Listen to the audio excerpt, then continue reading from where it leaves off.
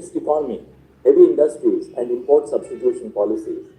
Subsequently, in the late 1960s and 70s, there was a shift towards purportedly socialist reforms and policies. Since the decade of the 1990s, or the liberalization years, there has been a shift towards pursuing a policy of market-based reforms. Today, the Indian economy has transitioned from the dominance of public investment to the coexistence of public and private investment.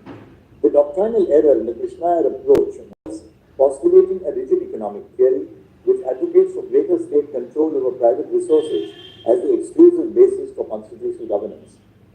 India's economic trajectory indicates that the Constitution and the custodians of the Constitution, the electorate, have routinely rejected one economic dogma as being the exclusive repository of truth. As participants in a vibrant, multi-party economic democracy, the people of India have voted to power governments which have adopted varied economic and social policies based on the country's evolving development strategies and challenges. The foresighted vision of our framers to establish an economic democracy and trust the wisdom of the elected government has been the backbone of the high growth rate of India's economy, making it one of the fastest growing economies in the world. To scuttle this constitutional vision by imposing a single economic theory, which views the acquisition of private property by the state as the ultimate goal, would undermine the very fabric and principles of our constitutional framework. We therefore conclude, A. Article 31C, to the extent that it was upheld in Keshwanand Bharati versus Union of India, remains in force. B. The majority judgment in Ranganath Reddy expressly distanced itself from the observations made by Justice Nair, speaking on behalf of the minority of judges on the interpretation of Article 39B. Thus, a poetical bench of this court in Sanjeev Court erred by relying upon the minority opinion. D. The single sentence observation in Mafatlal to the effect that material resources of the community include privately owned resources is not part of the ratio decidendi of the judgment. Thus, it is not binding on this court. D. The direct question referred to this bench is whether the phrase material resources of the community in Article 39B includes privately owned resources. Theoretically, the answer is yes. The phrase may include privately owned resources. However, this court is unable to subscribe to the expansive view adopted in the minority judgment authored by Justice Krishnayar in Ranganath Reddy and subsequently relied on this by this court in Sanjeev Court.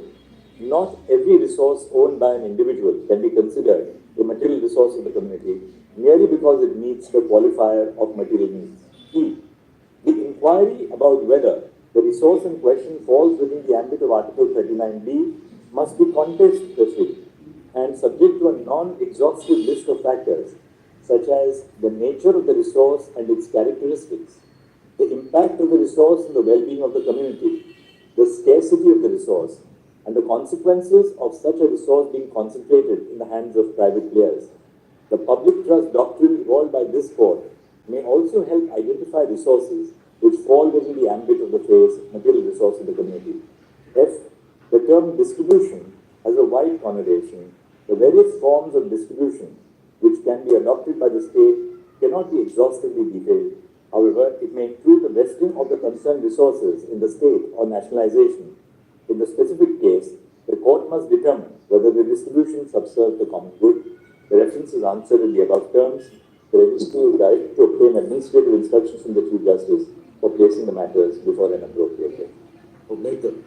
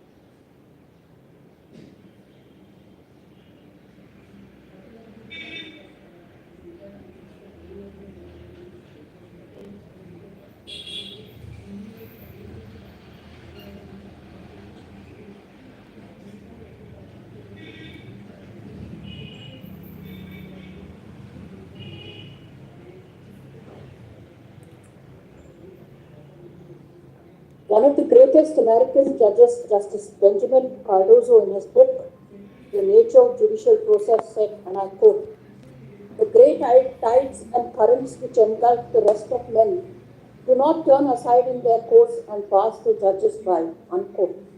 In the field of constitutional law, progressive and dynamic interpretation of the Constitution in light of the socio-economic developments in the country must dominate. To such an organic text as the Constitution of India, a flexible interpretation must be given which the changing times require. Neither can there be canonization of the socialist policy followed by the state, nor can the principles akin to laissez-faire economics be ignored at a time when they have been resurrected by the state itself to suit the developments of the economy in the country and for the benefit of the people of India. Chief Justice Earl Warren's statement is apposite and as a reminder to our judicial conscience. Quote, "Our judges are not monks nor scientists, but participants in the living stream of our national life, steering the law between the dangers of rigidity on the one hand and the formlessness of the other. Our system faces no theoretical dilemma, but a single continuous problem: how to apply the ever-changing conditions, the never-changing principles of freedom. Can principles of liberalization, privatization, and globalization adopted in India since the year 1991, reforms in the economy, and structural changes that have been brought about in these last 3 decades hold a mirror against the socio-economic policies that were followed in the decades immediately after India attained independence? As a result, can the judgments of this court which interpreted the Constitution to be compatible with the policies of the state then be considered to be a disservice to the broad and flexible spirit of the Constitution and the authors of the said judgment being critiqued today? I have perused the erudite and comprehensive opinion authored by Honorable the Chief Justice of India, Dr. Dhananjaya Y. Chandrachud, on the questions referred to this 9-judge bench. I have also perused the opinion proposed by learned brother Justice Julia. The letter and spirit of the judgment of the learned Chief Justice has ignited me to pen a separate opinion, concurring with his opinion on certain issues, while giving my own views on certain other aspects, which is also my response to learned brother Justice Julia's views. How does ownership and control of material resources privately owned transform into the material resources of the community for distribution as best to subserve the common good? This is the thrust of my opinion. The learned Chief Justice has framed and considered 2 broad issues which have been read. I respectfully concur with the opinion expressed by the learned Chief Justice on the first issue. Before dealing with the second issue, I would like to preface the same with the living tree doctrine of our Constitution. As per Woodrow Wilson, former President of the United States of America, a Constitution must of necessity be a vehicle of life, but its substance is the thought and habit of the nation, and as such it must grow and develop as the life of the nation changes." Unquote.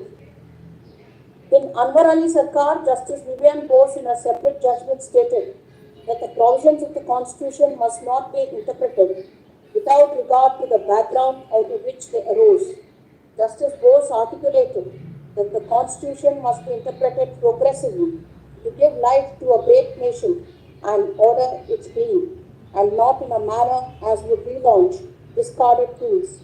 While being conscious that people who forget their history are condemned to repeat it, he emphasized that the Constitution must be interpreted having regard not only to the historical circumstances under which it emerged, but also in a manner as would mold the future as well as guide the present.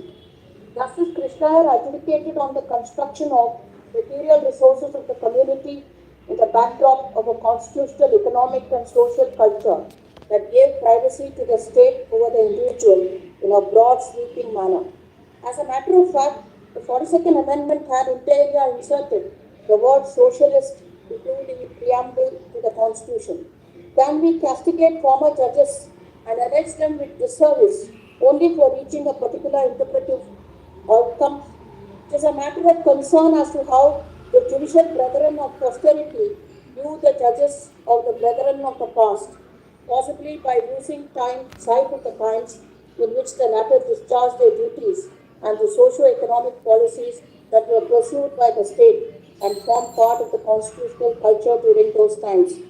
Really, because of the paradigm shift in the economic policies of the state, and liberalization and privatization, compendiously called the reforms of 1991, which continue to do so till date, cannot result in branding the judges of this court of the yesteryears as doing a disservice to the Constitution.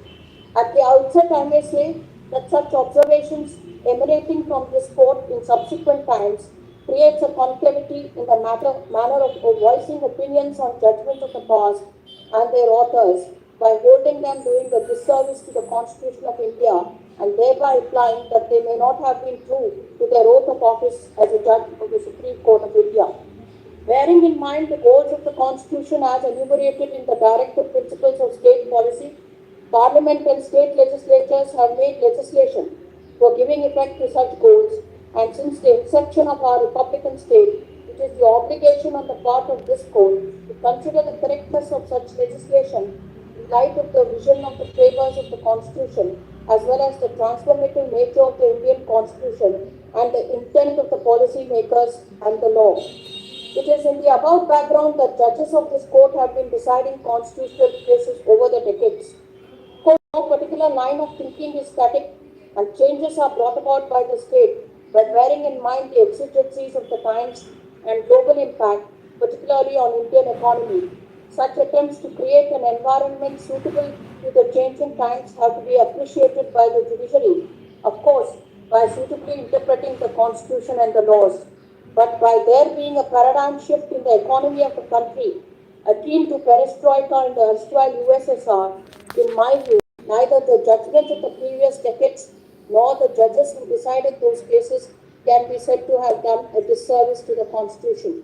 The answer lies in the obligation that this court in particular and the Indian judiciary in general has in meeting the newer challenges of the times by choosing only that part of the past wisdom which is apposite for the present without decrying the past judges.